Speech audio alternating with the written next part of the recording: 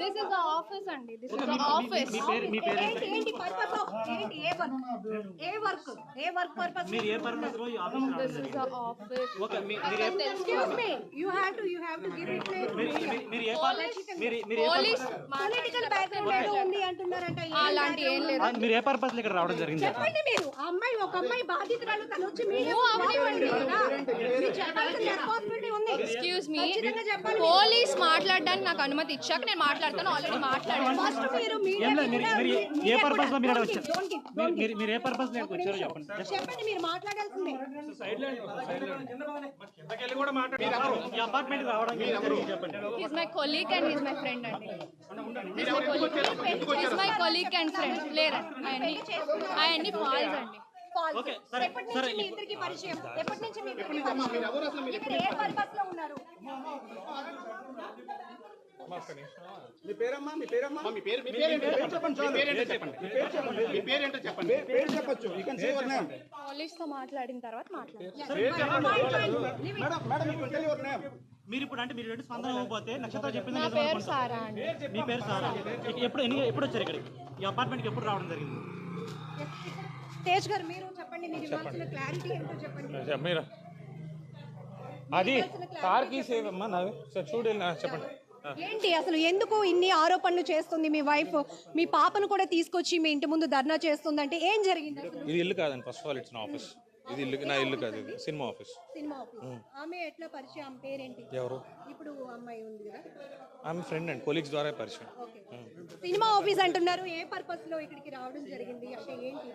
లేదండి మాది last 1 week నుంచి మ్యూజిక్ సెట్టింగ్స్ ఎక్కడ అవుతుంది. కూడా ఎన్విరాన్మెంట్ కనిపించలేదు. సినిమా ఆఫీస్ మీరు చూస్తే వస్తుంది. ఇప్పుడు నేను ఇక్కడే అండి. Excuse me, if you're questioning wrong, నేను ఇక్కడే ఉంటాను. Go to the office with all your cameras and go check whether it's cinema office or not.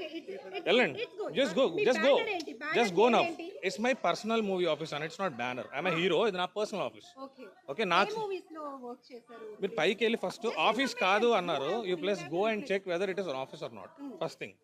Okay, and office కి మీరే కాదు, office is completely with CCTV cameras. Okay, మీరు ఆగండి, మేము ఇక్కడ నుంచి రిప్లై తీసుకుంటున్నాం. సరే, మీకు ఎప్పుడు మ్యారేజ్ అయింది? ఎందుకు మీ 9 years back marriage. 9 years back marriage. Okay, so పాప కూడా నాకు గొడవలని కాదు, 2 చుక్కలు లోపలికి వెళ్తే ఎవరికైనా పిల్లలు పుట్టేస్తారు. అది నాది కాదండి. అంటే మరి నాకు తెలియదు ఏది ప్లే చేస్తారో. I couldn't able to hear it సరిగ్గా. అది నాదో కాదో నేనైతే అలా మాట్లాడలేదు యాజ్ పర్ మై నాలెడ్జ్. ఒకవేళ నేనే మాట్లాడాను అనుకుంటే I have to listen it. అమ్మాయి మాకు అంటే పోలీసులకే మీడియా కూడా కొన్ని వాయిస్ రికార్డ్స్ పంపించింది. బట్ అమ్మాయి ఇచ్చింది అని చెప్పేసి మేము ఏది పడితే అది ప్లే చేయం. బట్ ఇది మీరు అవునా కాదా అనేది మాకు కూడా మీరు ఒక క్లారిటీ. ఫస్ట్ నన్ను ఒక్కసారి పోలీస్ స్టేషన్కి వెళ్ళిస్తే. మీరైతే కాదు అంటున్నారు. ఎవరు?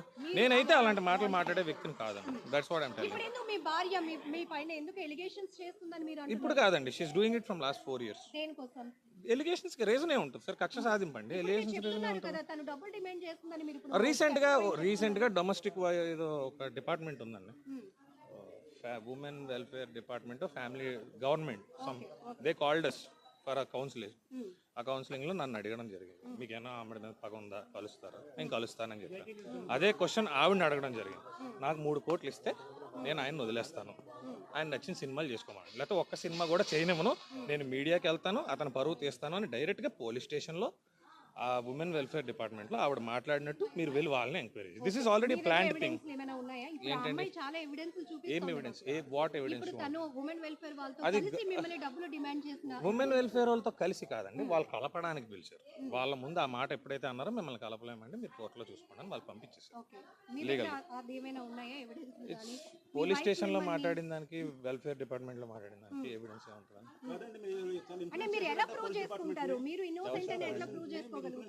నేను మిమ్మల్ని క్వశ్చన్ అడుగుతాను, can Disha police be influenced? Disha అంటే దిశ ఏంటండి? అభియోగం అంటే చెప్పేదంతా మరి అది అలా అడగండి. ఇన్ఫ్లుయెన్స్ చేశారు అంట and your passing statement. It's not wrong, that is wrong. మీరు వాళ్ళని అడగండి, మీకు డబ్బులు ఇచ్చారా తేజ, ఇన్ఫ్లుయెన్స్ చేశారా అని అడగండి. సార్, వితౌట్ మై నోటీస్ నన్ను స్టేషన్కి కూడా పిలకుండా నా మీద ఎఫ్ఐఆర్ చేయడం జరిగింది. ఇన్ఫ్లుయెన్స్ చేస్తే అట్లా జరుగుతుందా? నన్ను పోలీస్ స్టేషన్కి కూడా పిల్ల, నేను హైదరాబాద్ షూటింగ్లో ఉన్నాను, సడన్గా ఎఫ్ఐఆర్ అయిపోయింది అన్నారు. మీరు బెయిల్ తీసుకోకపోతే మీరు అరెస్ట్ అవుతారని కూడా అన్నారు. నేను నా ఇన్ఫ్లుయెన్స్ ఉంటే నాకు తెలియకుండా నా మీద డైరెక్ట్గా అరెస్ట్ అని నన్ను పిలిచి చేశారా అని కూడా అడగకుండా ఎఫ్ఐఆర్ ఫైల్ అయింది. అడిగితే దిశ రూల్ అండి అన్నారు. ఐ డోంట్ నో దిశ మరి రూల్. మీ ఇద్దరి మధ్య ఎందుకు గ్యాప్ వస్తుంది? ఎందుకంటే మీరు already love come arranged marriage అని నక్షత్ర జనరల్ వైఫ్ అండ్ హస్బెండ్స్ ఉండేదండి అనుమానం గొడవని పోతా కారణం ఉంటారు. ఉంటుంది. అదే పెద్ద చెప్తున్నాను. స్థాయిలో ఇప్పుడు ఒక భర్తను ఎవరు వీధికి పిలిచడానికి ఎవరు డిసైడ్ అవ్వరు. సో దట్ మీరు ఎందుకు అనుకుంటున్నారు? మీ ఆస్పెక్ట్ లోనే ఈ వీధికి 4 years బ్యాక్ విడిపోయామండి. 4 years విడిపోయిన 3వ నెలలోనే ఇదే దిశ పోలీస్ స్టేషన్ వాళ్ళు కౌన్సిలింగ్ చేసి కలపడానికి పిలిస్తే అప్పుడు ఆవిడన్న మొట్టమొదటి మాట, ఇతను సినిమాలు మానేయకపోతే నేను అన్ని న్యూస్ ఛానల్స్ని పిలిచి అతను అన్పాపులర్ చేస్తాను, అప్పుడు ఎలా సినిమా చేస్తాడో చూస్తాను. ఇది డైరెక్ట్గా దిశ స్టేషన్లో ఏసీపీ ముందు సిఐ ముందు ఆవిడ మాట్లాడిన మాటలు. ఆ తర్వాత ఉమెన్ వేర్ ఈ 4 years నుంచి ఆవిడ మాట్లాడుతున్న మాటలు ఇవే ఇప్పుడు చేసింది అంతే. అంటే మీరు మ్యారేజ్ కి ముందు నుంచి కూడా మీరు సినీ ఫీల్డ్ లో ఉన్నారని ఆమెకు తెలుసని ఆమె కూడా ఒక ఆడిషన్ లో వచ్చినప్పుడే ఆమె ఆడిషన్ కాదండి, ఆమె నేను పరిచయం అవ్వకముందు మీరు నన్ను అడుగుతున్నారు, నేను మాట్లాడను. మీ నుంచే మేము రిప్లై తీసుకుంటున్నాం. ఏం అడిగారండి? I'm sorry. సినిమా గురించి అడిగారు. నేను నాకు మ్యారేజ్ అయ్యాక ఫస్ట్ మూవీ చేశానండి, ఏ మూవీ అండి? రాణి గారి బంగ్లా అని ఫస్ట్ మూవీ, రష్మి హీరోయిన్ ఆ సినిమా చేశాను. నేను ఆవిడ నాకు కనీసం పరిచయం అవ్వకముందు ఆవిడ 2 సినిమాలు చేశాను. రామానాయుడు గారి బ్యానర్లో నవదీప్ హీరోగా ముగ్గురు అనే సినిమాలో ఆవిడ యాక్ట్ చేసింది already. She's an actress and నేను యాక్ట్రెస్ అవ్వడం కూడా రీజన్ ఆవిడ. నేను గవర్నమెంట్ జాబ్ రాసుకుంటున్నాను, షీ లవ్డ్ మీ, నాకు జాబ్ లేదు, మా ఇంట్లో వాళ్ళు పెళ్లి చేయనన్నారు, దే ఫోర్స్డ్ వచ్చారు, నేను ఏదో చిన్న చిత్క బిజినెస్ చేసుకుంటా ఉండేవాడిని, కష్టపడి రాసుకున్నాను, గవర్నమెంట్ జాబ్ కొట్టాను నేవీలో. ఈమె ఫ్యాంటసీస్ వరకు ఈమె నన్ను సినిమాలు టిక్టాక్స్ చెయ్యు, ఆమె ప్రొఫైల్స్ చూడండి మీరే, రోజుకు 4 డ్యాన్స్ వీడియోలు చేస్తుంది.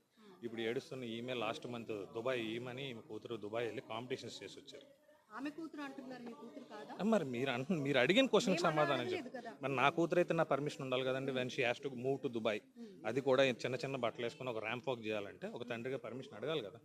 When you are asking for the school fees, when you are asking for the maintenance, why shouldn't you ask my permission? ఎక్కడ ఏ పోలీస్ స్టేషన్లో న్యాయం జరగదు మేడం.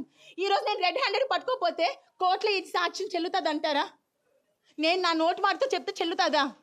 చెల్లదు మేడం. నేను ఆ అమ్మాయిని లవ్ మ్యారేజ్ చేసుకున్నాను, నా పేరెంట్స్ కి కూడా ఏమీ తెలీదు, నక్షత్ర పేరెంట్స్ ప్రతి విషయంలో పర్సనల్ గా ఇన్వాల్వ్ అవుతున్నారు, అది నాకు నచ్చడం లేదు అనేది ఆయన వెర్షన్. మేడం అంటే కూతురు లైఫ్ ఒక అమ్మాయితో తిరుగుతున్నాడని నేను మా ఇంట్లో అమ్మ నాన్నకి చెప్పుకోకపోతే ఇంకెవరికి చెప్తాను మేడం? ఇంకెవరితో చెప్తాను మేడం? లేదు మేడం, వాళ్ళు వచ్చిందాక నేను బయటకు కదలను మేడం. నేను కదలను, నేను చావనేం చేస్తాను, ఇక్కడ నేను పెట్రోల్ వేసుకుని తగలేడతాను, కానీ వాళ్ళు రాకుండా బయటకే వెళ్ళరాను మేడం. 4 సంవత్సరాలుగా నేను లేనంటే సార్, అందుకే ఈ అమ్మాయిని పెళ్లి చేసుకున్నాను. ఏం సార్ చెప్పండి సార్, ఏం సార్?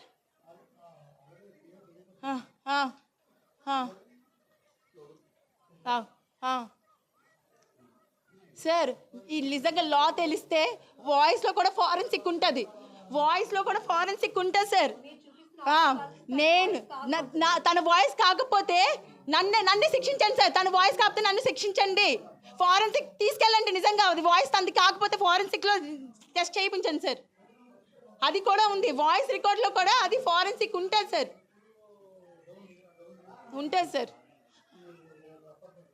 అది సార్. ఆడొక పెద్ద కామందుడు సార్, ఆడికి అమ్మాయిలు కావాలి, రోజుకు వర్జిన్ కావాలని భార్యతో నాతోనే చెప్పాడు సార్. రోజుకు ఒక వర్జిన్ కావాలంటే సార్ ఎక్కడి నుంచి తీసుకొస్తారు సార్? పిల్లలు ఎక్కడి నుంచి పట్టుకొస్తారు సార్? ఎవరికి బరువులు తీసుకోవాలని ఉండదు సార్. లేదు సార్, వాడికి డేటింగ్స్ యాప్ అని, పబ్జి అని, ఫ్రీ యాప్స్లో పడి నన్ను నా పిల్లని వదిలేసారు సార్. నా పాపకి మొన్న రీసెంట్గా మెడికవర్లో ఐసీయూలో పెట్టాం సార్, సీరియస్ అయిందని కాల్ చేస్తే కనీసం రాలేదు సార్. ఏం చేయమంటారు చెప్పండి సార్, మీరే ఇంత నీచుని ఏం చేయాలి చెప్పండి? వాయిస్ తంది కాకపోతే ఫోరెన్సిక్ నేను ఇస్తాను సార్, దీన్ని ఎక్కడి దగ్గర తీసుకెళ్తాను. సుప్రీంకోర్టు ఇచ్చింది కదా సార్ అడల్టరీ లీగల్ అని, చెప్తున్నాడు అదే కదా. అడల్టరీ లీగల్ అంటే ఇలా పిల్లలు ఉన్నప్పుడు కూడా అడల్టరీ లీగలా సార్?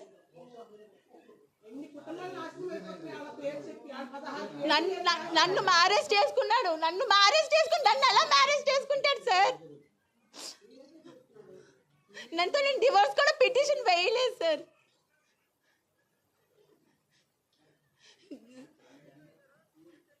నక్షత్ర పోలీస్ దిశలో వేసాను సార్, 2 years బ్యాక్ వేసాను.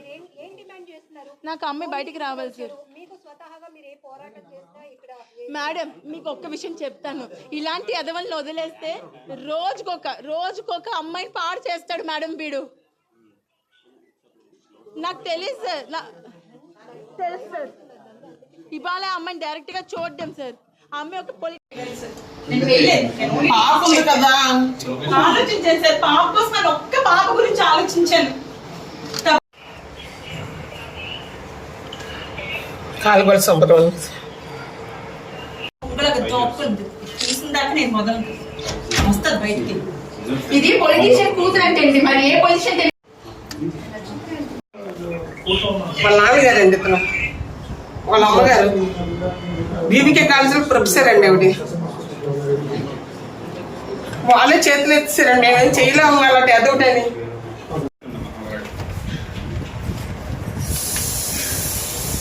వాళ్ళు బట్టి కట్టినట్టుందండి.